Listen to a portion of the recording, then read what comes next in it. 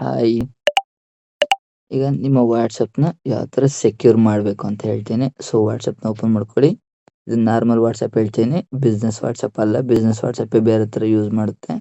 So ಇದು ಬೇರೆ ಥರ ಇದೆ. ಸ್ವಲ್ಪ ಸೆಟ್ಟಿಂಗ್ಸ್ಗಳು ಮಾಡಿಫೈ ಮಾಡಿದ್ದಾರೆ, ಹಾಗಾಗಿ ಅದು ಬಿಸ್ನೆಸ್ ಪರ್ಪಸಲ್ಲಿ ಯೂಸ್ ಆಗುತ್ತೆ. ಇದು ನಾರ್ಮಲ್ ವಾಟ್ಸಪ್ ನಾರ್ಮಲ್ ಥರ ವರ್ಕ್ ಆಗುತ್ತೆ. ಸೊ ಫಸ್ಟ್ ವಾಟ್ಸಪ್ನ ಓಪನ್ ಮಾಡ್ಕೊತಿರಲ್ವ, ಇಲ್ಲಿ ಮೇಡ ನಿಮಗೆ ಏನು ಕಾಣಿಸ್ತದೆ ತ್ರೀ ಡಾಟ್ಸ್ ಮೇಲೆ ಕ್ಲಿಕ್ ಮಾಡಿ ಸೆಟ್ಟಿಂಗ್ಸ್ ಅಂತ ಕೊಡಿ. ಸೆಟ್ಟಿಂಗ್ಸ್ ಅಂತ ಕೊಟ್ಟಾಗ ಏನಿಲ್ಲ, ಇಲ್ಲಿ ನಿಮಗೆ ಫಸ್ಟ್ ಒನ್ ಆಪ್ಷನು ಅಕೌಂಟ್ ಅಂತ ಇರುತ್ತೆ. ಸೊ ಅಕೌಂಟ್ ಮೇಲೆ ಕ್ಲಿಕ್ ಮಾಡಿ.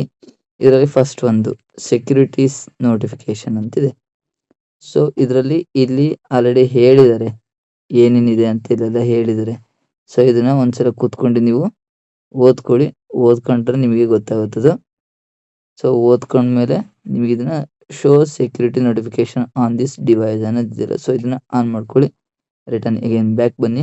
ಬ್ಯಾಕ್ ಬಂದಾಗ ಪಾಸ್ ಕೀಸ್ ಅಂತ ಬರುತ್ತೆ. ಸೊ ಯಾಕಪ್ಪ ಇದು ಪಾಸ್ ಕೀ ಕೊಡ್ತೀನಿ ಅಂದರೆ, ಇನ್ ಕೇಸ್ ನಾನೇನಾದ್ರು ಬೇರೆ ಸಿಸ್ಟಮ್ ಅಥವಾ ಎಲ್ಲ ಒಂದು ಕಡೆ ನಾನು ಲಾಗಿನ್ ಮಾಡಿದರೆ ವಾಟ್ಸಪ್ನ, ಸೊ ಅದಕ್ಕೆ ನಮಗೆ ಒಂದು ಪಾಸ್ ಕೀ ಅಂತ ಕೊಡುತ್ತೆ. ಸೊ ಅದನ್ನು ಯಾವ ಥರ ಸೆಟ್ ಮಾಡಬೇಕು ಅಂತ ನೆಕ್ಸ್ಟ್ ವೀಡಿಯೋದಲ್ಲೂ ಕೂಡ ನಿಮಗೆ ಹೇಳ್ಕೊಡ್ತೀನಿ. ಅದು ಯಾವ ಥರ ಸೆಟ್ ಮಾಡ್ತೀವಿ. 60 ಸೆಕೆಂಡಿಗೆ ಒಂದೊಂದು ಪಾಸ್ವರ್ಡ್ನ ಚೇಂಜ್ ಮಾಡ್ತಾ ಹೋಗ್ತಾ ಇರುತ್ತೆ. ಸೊ ಅದನ್ನು ನೆಕ್ಸ್ಟ್ ವೀಡಿಯೋದಲ್ಲಿ ಹೇಳ್ತೀನಿ. ಸೊ ನೆಕ್ಸ್ಟ್ ಇದು ಮ್ಯಾನೇಜ್ ಪಾಸ್ ಕೀ ಅಂತಿದೆ. ನೆಕ್ಸ್ಟ್ ಈಗ ಬ್ಯಾಕ್ ಹೋಗ್ತೀನಿ. ಇದರಲ್ಲಿ ಒಂದು ಇಮೇಲ್ ಅಡ್ರೆಸ್ ಅಂತಿದೆ. ಸೊ ಇದು ಇಮೇಲ್ ಅಡ್ರೆಸ್ನ ನೀವು ಯಾವತ್ತಿದ್ರು ನೀವು ಸೆಟ್ ಮಾಡಿಬಿಡಿ. ಯಾಕೆ ಇದು ಅಂದರೆ, ನಿಮಗೆ ಇನ್ ಕೇಸ್ ನಿಮ್ಮ ಮೊಬೈಲ್ನ ವಾಟ್ಸಪ್ನ ಯಾರು ಲಾಗಿನ್ ಮಾಡಿದ್ರೆ ನಿಮ್ಮ ಇಮೇಲ್ ಐ ಡಿಗೆ ಒಂದು ನೋಟಿಫಿಕೇಶನ್ ಬರುತ್ತೆ.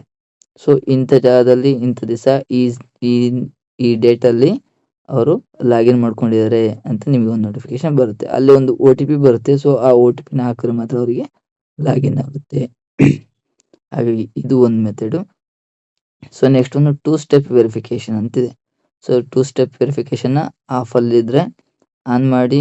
ಅದರಲ್ಲಿ 6 ಪಿನ್ ನಂಬರ್ ಕೇಳುತ್ತೆ. 6 ನಂಬರ್ನ ಕೊಡಿ. 6 ನಂಬರ್ನ ಕೊಟ್ಟು ಆನ್ ಮಾಡ್ಕೊಳ್ಳಿ. ಅದು ಕೂಡ ತುಂಬ ಒಳ್ಳೆಯದು. ಯಾಕೆಂದ್ರೆ ನಿಮ್ಮ ವಾಟ್ಸಪ್ಪು ಇಷ್ಟು ದಿವಸದ ಮಟ್ಟಿಗೆ ಅಂತೇಳಿ ವರ್ಕ್ ಮಾಡ್ತಾ ಇರುತ್ತೆ. ಅದಾದಮೇಲೆ ಪಿನ್ ನಂಬರ್ ಕೇಳುತ್ತೆ. ಹಾಗಾಗಿ ಅದು ಕೂಡ ತುಂಬ ಒಳ್ಳೆಯದಕ್ಕೆ.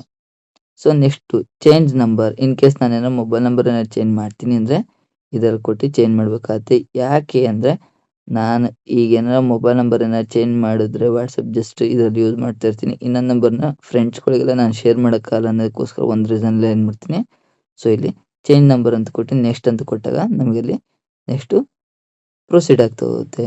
ಸೊ ಬೇರೆಯವ್ರ ಮೊಬೈಲಲ್ಲೂ ಕೂಡ ಆಟೋ ಅಪ್ಡೇಟಿಗೆ ಕೊಟ್ಟಿರುತ್ತೆ. ಆ್ಯಡ್ ಅಕೌಂಟ್, ಇನ್ನೊಂದು ಅಕೌಂಟ್ ಏನಾದ್ರು ಬೇಕು ಅಂದರೆ ಆ್ಯಡ್ ಮಾಡ್ಕೊಬೋದು. ಡಿಲೀಟ್ ಅಕೌಂಟ್, ಈಗ ಆಲ್ರೆಡಿ ಅಕೌಂಟ್ ಇದೆ, ನಾನು ಇದನ್ನು ಡಿಲೀಟ್ ಮಾಡ್ಬೋದು ಅಂತ ಹೇಳ್ತೀವಿ.